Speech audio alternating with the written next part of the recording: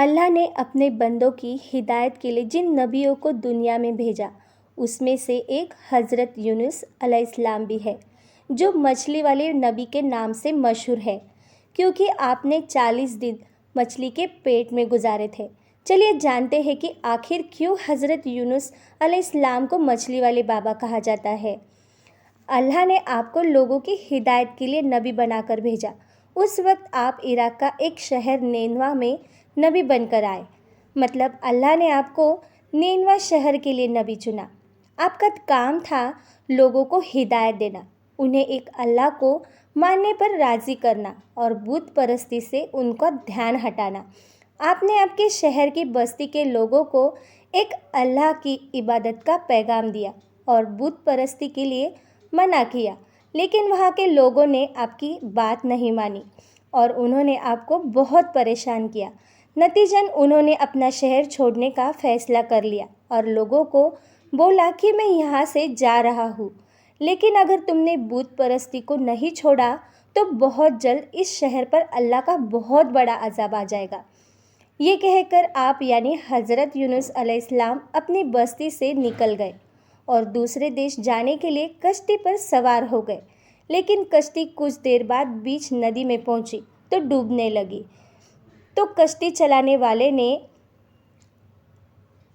لوگوں سے فرمایا، جب کوئی غلام اپنے مالک سے بھاگ کر ہماری کشتی میں آ بیٹھتا ہے تو کشتی ڈوب جاتی ہے۔ آپ حضرت یونس علیہ السلام بھی اللہ کو بتائے بنا اپنے شہر سے بھاگ نکلے تھے۔ ملا کے مطابق آج بھی کچھ ایسا ہی معلوم ہو رہا ہے۔ ملا نے لوگوں سے کہا، جو بھی اپنے مالک سے بھاگ کر جا رہا ہے وہ دریا میں کود جائے تاکہ دوسرے مسافروں کی جان بچائی جا سکے۔ ملا کی بات سن کر آپ نے فرمایا، اپنے مالک سے بھاگا ہوا غلام میں ہی ہوں، اسی لیے مجھے پانی میں ڈال دیا جائے۔ آپ نے کشتی پر سوار سبھی لوگوں سے واپس کہا کہ میں اللہ کے حکم کے بغیر ہی قوم والوں کے ستم سے تنگ آ کر اپنا وطن چھوڑ کر کہیں اور جانے کے لیے نکلا ہوں۔ اتنا کہتے ہی آپ پانی میں ڈال دیے گئے۔ پانی میں جاتے ہی اللہ نے آپ کی حفاظت کے لیے ایک بڑی مچھلی کو بھیجا جو کافی دیر تک کشتی کے کنارے چکر لگا رہی تھی۔ جیسے ہی آپ یعنی حضرت یونس علیہ السلام پانی میں پہنچے، اس مچھلی نے آپ کو نگل لیا۔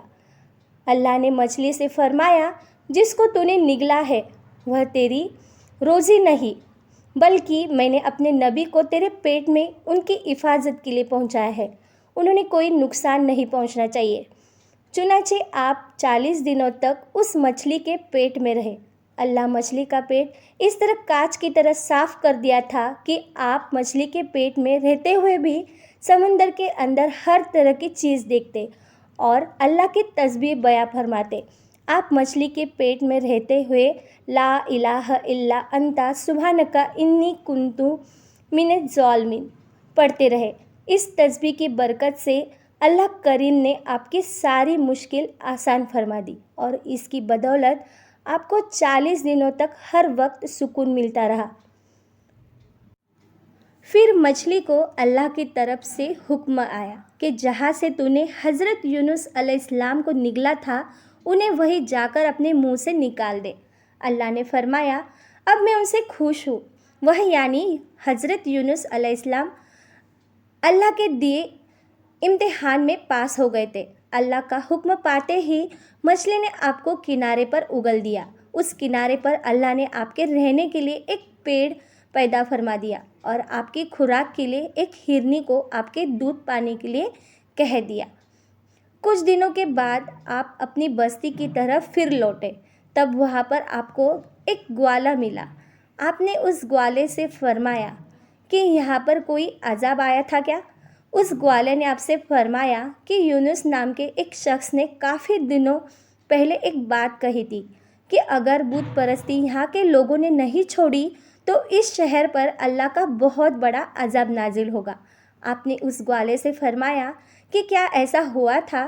گوالے نے کہا کہ جب وہ شخص یعنی حضرت یونس علیہ السلام جب بستی سے رات کو نکلے تو اگلے دن پورے شہر میں بادل چھا گئے تھے اور چاروں طرف دھواں ہی دھواں ہو گیا تھا۔ ایسا لگ رہا تھا جیسے عذاب آنے والا ہے۔ اس وقت ہمیں لگا کہ یونس کی بات بالکل صحیح تھی۔ تب سارے شہر کے کافی لوگ اپنا سارا سامان اپنے پریوار کو لے کر شہر چھوڑ رہے تھے اور اللہ سے دعا کر رہے تھے کہ اللہ انہیں معاف کر دے۔ اس وقت وہاں کے لوگوں نے اللہ سے دعا کی کہ اب شہر کا کوئی آدمی بت پرستی نہیں کرے گا، اور کچھ ہی دیر میں سارے بادل چھٹ گئے اور دھواں ایک دم سے غائب ہو گیا۔ مطلب اللہ نے وہاں کے لوگوں کو معاف کر دیا تھا۔ یہ سن کر آپ حضرت یونس علیہ السلام نے گوالے سے فرمایا کہ جس یونس کی تم بات کر رہے ہو وہ میں ہی ہوں۔ یہ سن کر گوالا آپ کے قدموں میں جھک گیا اور آپ سے معافی مانگنے لگا۔ اس طرح آپ واپس اپنے شہر کی طرف لوٹے۔ اس کے بعد آپ نے وہاں پر اسلام کا پرچم لہرایا اور وہاں کے سبھی لوگوں کو ایک اللہ کی عبادت کے لیے بتایا۔